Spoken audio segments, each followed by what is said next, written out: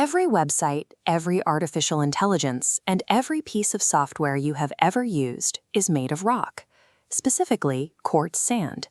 To get from a beach to a computer chip requires extreme thermal violence.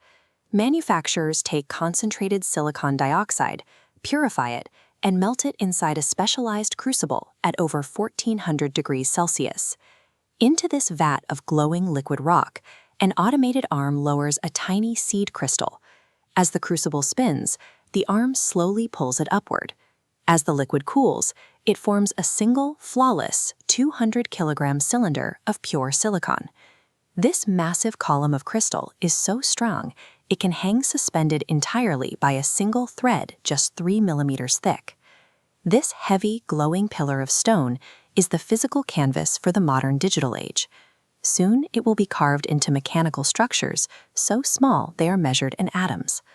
Processing this rock requires facilities the size of small cities. Massive fabrication plants in places like Dresden, Germany, run 24 hours a day, consuming vast amounts of electricity and water to sustain their internal environments. Inside, a 10-ton cable saw uses the high-speed friction of microscopic wires to slice the silicon cylinder into discs just fractions of a millimeter thick. These are the silicon wafers. The wafers now enter a hermetically sealed environment 10,000 times cleaner than an operating room.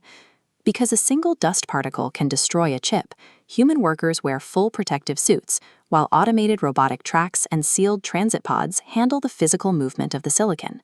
Robotic arms place a wafer on a track and spin it at high velocity. A light-sensitive fluid called photoresist is dropped onto the center, spreading out into a perfectly even microscopic layer across the spinning disk. A machine then locks the wafer in place and projects intense ultraviolet light through a physical quartz mask.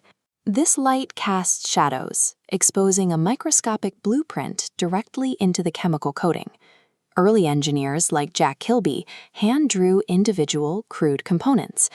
By using light to project and print blueprints, modern factories bypass the physical limits of human hands, stamping billions of structures into the rock in a single flash. Reactive gases etch the unprotected silicon, carving out a transistor, a microscopic switch blocking or allowing electricity.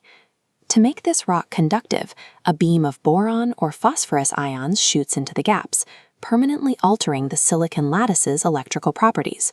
With billions of these tiny switches carved into the silicon, they need to be wired together. The machine then cuts a network of microscopic trenches above the transistors and pours liquid copper into them.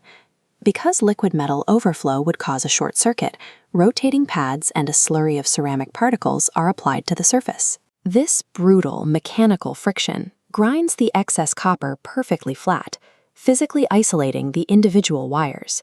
This sequence is repeated layer by layer. The result is a microscopic city containing over 100 kilometers of highly conductive copper wiring, stacked across dozens of vertical levels within a single chip.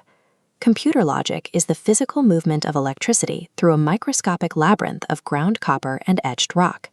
To separate these completed circuits, the factory returns to mechanical violence. High-speed, micro-thin saw blades physically cut the large silicon disk into hundreds of individual squares, known as dies. Robotic arms pick up these fragile chips, apply tin silver pellets to the connection points, and physically bond them to metal frames. Finally, a protective cover is sealed over the top. Through pure industrial exertion, a pile of worthless quartz sand has been transformed into a finished microprocessor. That refined silicon is now worth hundreds of dollars per gram. In a matter of decades, we progressed from crude, hand-soldered prototypes to processors housing 50 billion distinct transistors.